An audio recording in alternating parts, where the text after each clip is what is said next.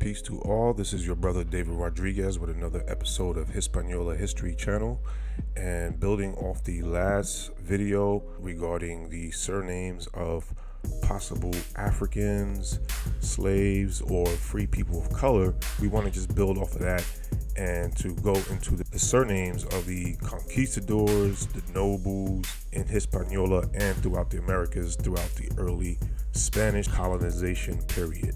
So this is, they will know you by your name. Were your families nobles?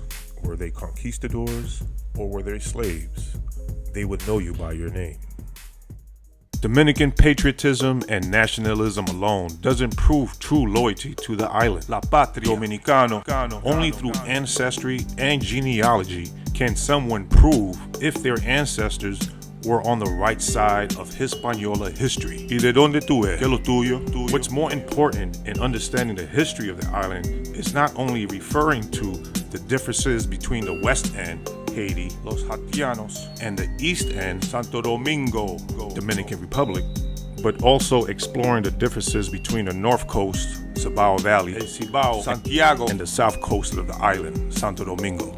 This is the hidden history that I will unlock on this channel. La Historia de Hispaniola.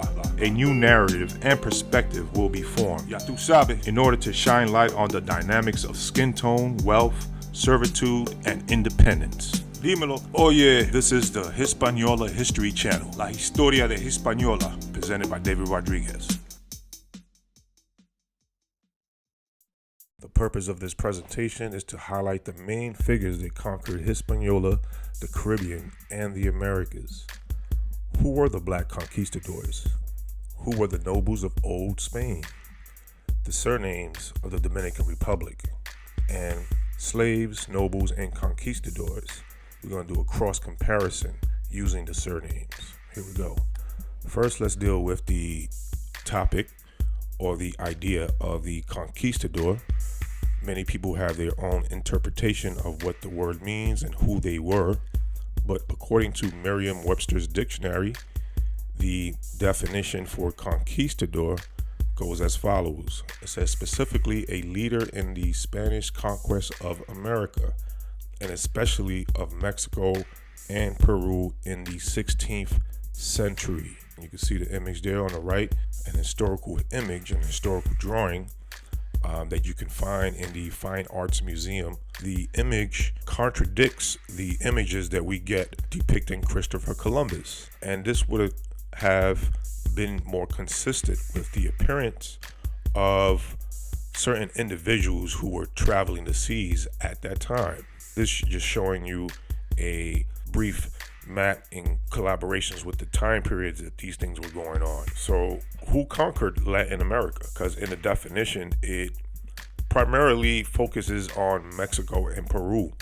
But as I showed you the map earlier, they had to have conquered Hispaniola and the Caribbeans first. There had to be an emphasis on that first before these conquerors moved on into the mainland. So to offer a further definition here, it says conquistadors from the Spanish and Portuguese. The Spanish Portuguese were knights, soldiers, and explorers of the Spanish and Portuguese Empire. During the Age of Discovery, conquistadors sailed beyond Europe to the Americas, Oceania, Africa, and Asia, conquering territory and opening trade routes. They brought colonialism to much of the world for Spain and Portugal in the 16th, 17th, and 18th century. As we know, the main conquistadors, we have Amerigo Vespucci, who went into South America. We have reports of him actually taking about 200 to 300 natives back to Europe. They came in, they intermarried, they formed partnerships. So these conquests were really more of a ruling class mixing with already existing ruling classes in the Americas. Ponce de Leon, he conquered Puerto Rico. Alonso de Ojeda conquered Hispaniola. He went into Aruba and Trinidad, taking a lot of captives, bringing them back to Europe. Alonso de Ojeda was one of the more ruthless conquistadors. There are stories connected with him cutting off the ears of the natives and actually warring with other Spaniards. So He's one of the ones up there in terms of the more ruthless ones. And of course, Nicholas Ovando, the governor of the Indies, he was another ruthless conquistador. Of course, he was the one who came in to Hispaniola and took out all the caciques who were in power, primarily Ana Caona, who was the queen of the island at the time, who did not want to intermarry with these particular foreigners. So she got hung for that. Of course, we cannot exclude the black conquistadors. Two main figures were Juan Garrido. We got Esteban the Moor. But these are two of the main ones, but there were many. We have a list here provided with some very reliable sources. See in the bottom screen, the sources are listed. And they got some names here, Sebastian Toral. They have him listed as an African, but has a question mark next to it. He helped conquer the Yucatan. We have a Pedro Falupo, have him listed as African, but again, question mark, they don't know where he came from. Helped conquer Costa Rica. We have a Juan Bardeles, who helped conquer Honduras and Panama. Now we have surnames that we can now be a little more familiar with now. We have an Antonio Perez, a Juan Portuguese, a Juan Garcia, Miguel Ruiz. Now these surnames are a little more familiar if you are from Latin America, from Dominican Republic, from the Caribbean, with Spanish ancestry. We know that certain names are familiar, certain names are not. Certain names are more common, certain names are not. So it's very interesting that prior video I uploaded, I focused primarily on what the scholars said were Africans or African slaves or free people of color. But here we got examples of people who are being described as black, but having more common Spanish surnames. So here's a list here. Antonio Perez, they list him as a horseman and captain in Venezuela. So that's very important because we know in previous episodes I covered some of the high society horsemen who were associated with certain orders, particularly the Knights of Santiago, who were the supreme of the horsemen, the caballeros, the knights. To go on with the list, we got a Juan Valente and a Juan Beltran who helped conquer Chile. So Juan Garrido and Esteban were, even though they're like the poster childs of the black conquistadors, there were many that participated who were present. So please keep that in mind. Now to get into the surnames of the conquistadors. We know there were many. We went through a few. There are over 100, I believe. Now please keep in mind, some were actual conquistadors, meaning they came in as soldiers and front linesmen. So I want to separate these folks from folks who might have been explorers or historians or translators and things of that nature. We want to focus primarily on the conquistadors, the front linesmen. And so we know Columbus leads the pack, and we showed an image of him, of how he was first depicted in recorded images. And then we got Pinzon. We have to include Pinzon brothers. They were on the front line. It looks like they split off and did their own thing when they arrived here with Columbus. We have to include De las Casas. We know he's portrayed as that peacemaking, protector of the Indians, but his first primary role was coming in with Columbus and attacking the island. So his hands were also filled with blood, and he has to be included into the list of conquistadors. Ovando, De Leon, Ojeda, Vespucci, Pizarro, Cortez, Garrido. So these are some of the surnames of the main ones, the ones that were on the front lines, as I said, play the biggest roles on this quote-unquote Spanish conquest. But I want to point out a few things here. I just want to include the surnames of the Africans or free Negroes or even Indians who were here, or quite possibly be Europeans also. We cannot be limited to the box that they created for us, even though the study is for Africans or slaves in Hispaniola. Just because the names do not look traditionally European or Spanish, we cannot throw out the fact that these might have been possibly Moors, Saracens, Etruscans, old Italians. And also I see a surname here that I didn't capture in the last video, right there under the surnames of Africans and free Negroes or Indians. We see the surname Carabella or Carabili, Carab. So it has the word Carib in it.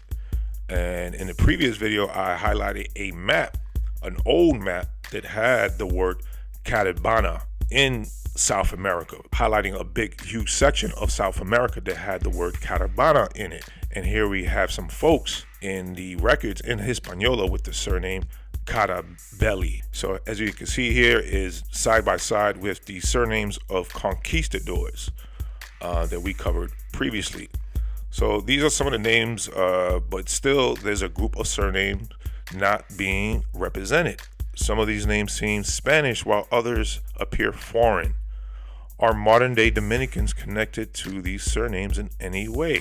So I want to bring up that the most common surnames for people in the Dominican Republic, here's a list of about 24 surnames. And now we get to see surnames that we're more familiar with when we talk about Latinos, Hispanos, Dominicans, those with Spanish ancestry.